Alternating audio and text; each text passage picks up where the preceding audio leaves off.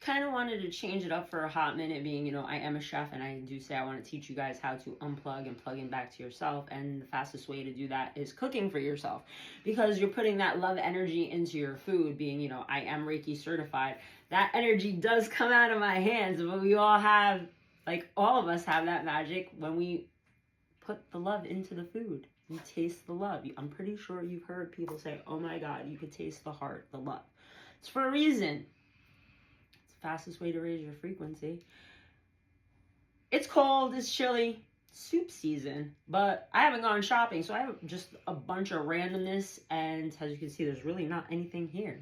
But I had potatoes. I was gonna make potato salad. If you go back on my feed, better yet, just go to my YouTube, because I have a food album there. I was gonna make potato salad, but then it's like, yo, it's chilly. Do I really want to eat cold? Because potatoes are my jam. I love potatoes. Root.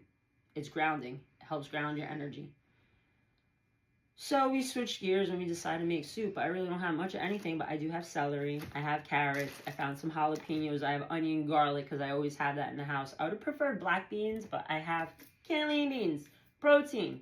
And I happen to have chicken broth, which I normally make my own, but sometimes I like having this on hand for emergency situations like this. Like I decide, hey, I want to have soup. But I want to tell you guys to make sure that you're reading your freaking labels, because there's a few that I picked up and I looked at it and the ingredient list is like, wait, what? Like, why? Why is all this shit in here? 143. 144. So with that being said, read your freaking labels. Know what you're putting into your body.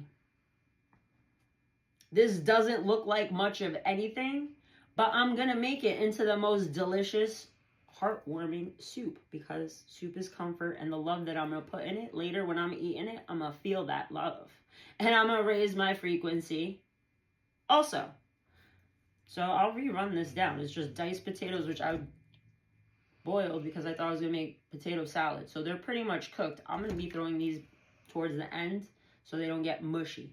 But I'm going to dice up the celery, the carrot, the jalapeno, the onion, the garlic. Drain and rinse my beans. And put all the veg, hot pan, olive oil, nice hot. Sweat it, saute it. Generously, sea salt. I switched from kosher salt to now sea salt. Pepper, fresh cracked pepper. Let that marry and get nice and soft and delicious. And then I believe I'm going to add, I'm looking at my spice rack. I'm going to add smoked paprika. I'll do a little granulated garlic and onion because, you know, flavor is always good. And I feel like I'm going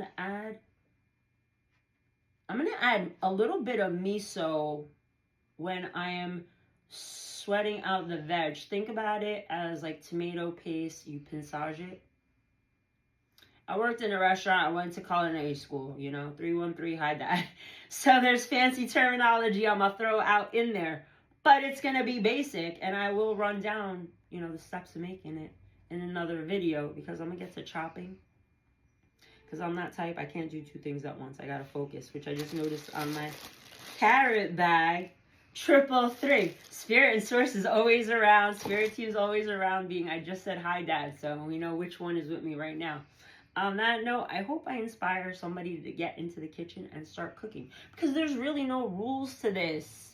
Get in there, have fun. I say the kitchen is my playground and the ingredients are my toys. Go get creative.